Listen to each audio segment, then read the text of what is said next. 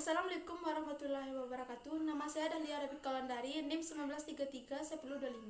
Saya berasal dari Prodi Teknologi Pengiraan Jauh, jurusan Geografi, Fakultas Ilmu Sosial, Teknologi Pengiraan Jauh. Baiklah, pada kesempatan kali ini saya akan mempresentasikan hasil presentasi saya yang berjudul Geoteknologi pada GPS. Yang pertama, UIV ringan dengan fotogrametri onboard dan frekuensi tunggal penentuan posisi GPS untuk aplikasi meteorologi. Tujuan utama fotogrametri adalah untuk mendeskripsikan geometri sebuah adegan dengan ketelitian tinggi.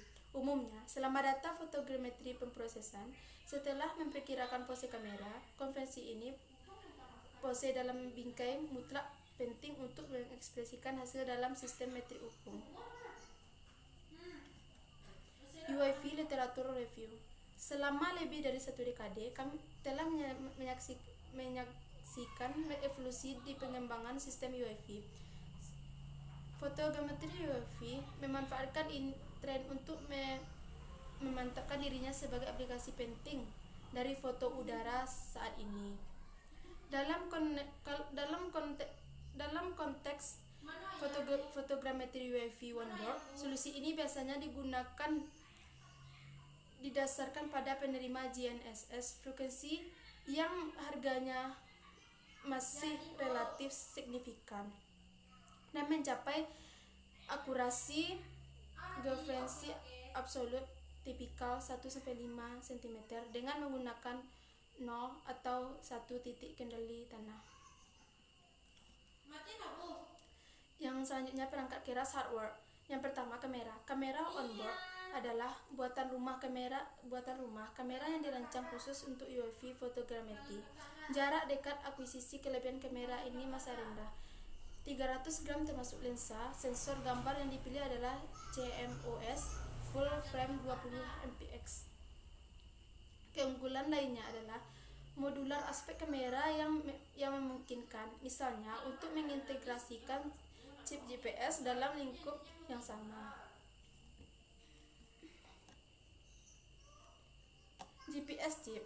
Modul GPS yang dipilih adalah yang digunakan oleh GeoCube, sebuah sistem geomonitoring multisensor yang dikembangkan di laboratori IJN Leomi. Chip GPS terintegrasi adalah U-Blox model LEA 6T0001. Ini mencatat kode C atau A2 data fase operator dan Doppler konstelasi satelit GPS aktif. UIV yang digunakan dalam percobaan ini adalah F550, model yang dikembangkan oleh DJI. UIV ini adalah hexacopter jenis yang memungkinkan penerbangan lebih stabil, menjadikan pilihan yang baik untuk foto udara. Selanjutnya, pemrosesan data. Untuk mencapai orientasi sensor terintegrasi dari fotogrametri akuisisi berdasarkan pengamatan GPS onboard, kami dapat mengikuti: yang pertama, proses pose kamera relatif berdasarkan titik dasi. Yang kedua, menghitung lintasan GPS yang tepat berdasarkan pengukuran fase operator. Yang ketiga, cocokkan pusat kamera dengan posisi GPS. Yang keempat, melakukan kalibrasi dengan tuas yang tepat. Yang kelima, mencapai sinkronisasi waktu antara dua sensor. Yang pertama, penyusunan blok bundel. Perangkatan lunak ini khusus menawarkan pengaturan yang bagus untuk setiap langkah pemrosesan fotogrametri. Keuntungan ini membuatnya menjadi alat yang sangat kuat, tetapi yang juga rumit untuk ditangani juga. Apero menggunakan implementasi algoritma SIF untuk ekstraksi poin dari pasangan gambar-gambar. Selanjutnya, pengolahan GPS. Adapun untuk semua pemrosesan data GNSS, bagian terpenting adalah memperbaiki parameter ambiguitas fase nilai integer. Dalam kasus ini, kita harus menghadapi dua kendala: penerima GPS frekuensi tunggal dan jumlah observasi yang tercatat rendah.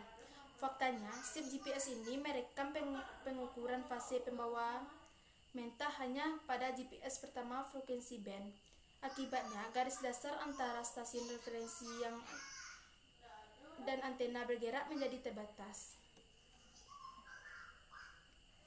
Selanjutnya, GPS Position and Camera Centers Matching. Ketika akuisisi data dengan dua sensor berbeda dilakukan, frekuensi tidak sama. Untuk akuisisi fotogrametri aerial, ketinggian penerbangan maksimum diperbolehkan.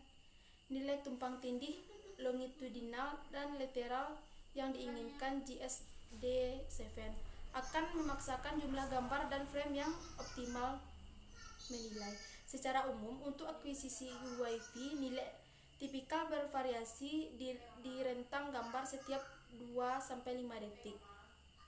Yang selanjutnya, kalibrasi dengan tuas. Ada beberapa teknik untuk menentukan vektor ini secara statis.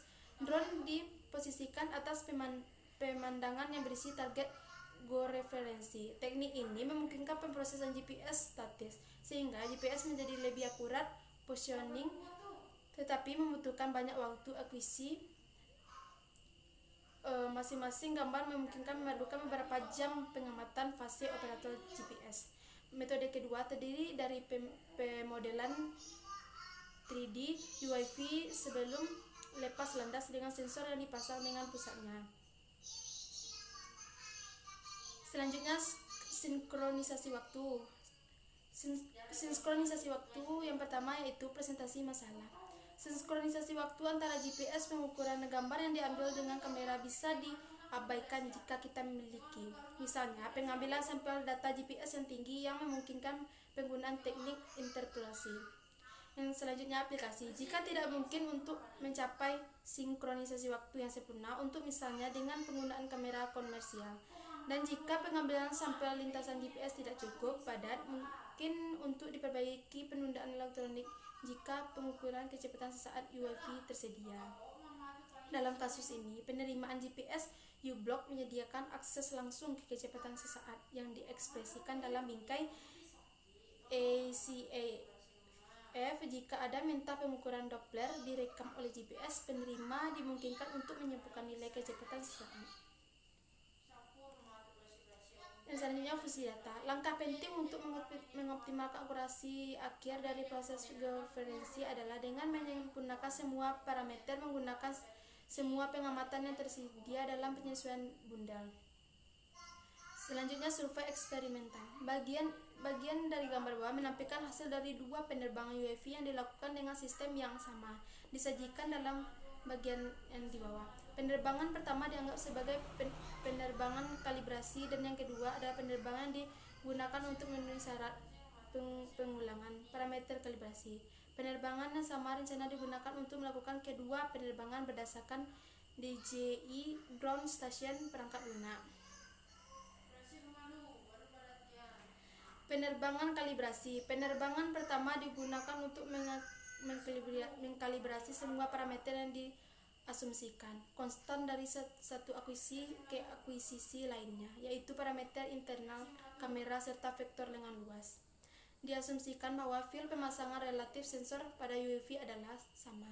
Relatif estimasi pose hanya berdasarkan T-point memberikan residual rata-rata sebesar 0,26 piksel dengan lebih dari 99% titik dasi yang diekstraksi digunakan dalam file bundle. Yang selanjutnya, penerbangan kedua. Penerbangan kedua digunakan berdasarkan kalibrasi sebelumnya parameter untuk mengevaluasi keakuratan kemampuan prediksi sistem kami.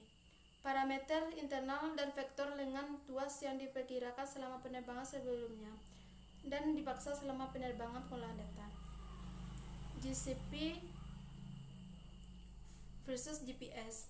Pengendalian kualitas produk akhir sangat penting. Faktanya, hasil yang disampaikan adalah orthoimac dan DSM-13 yang dihitung diekspresikan sebagai awan titik 3D atau 3 dimensi. Periksa poin dengan memungkinkan kita untuk mengontrol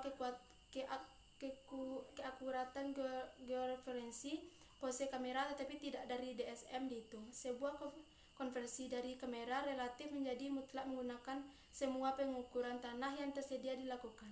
Kumpulan orientation dianggap sebagai kumpulan parameter referensi. Kesimpulan, dalam artikel ini menunjukkan bahwa dimungkinkan untuk melakukan orientasi sensor langsung dari gambar yang diperoleh dengan kualitas fotogrametri kamera. Dipasang pada UAV hanya berdasarkan pada GPS frekuensi tunggal modul.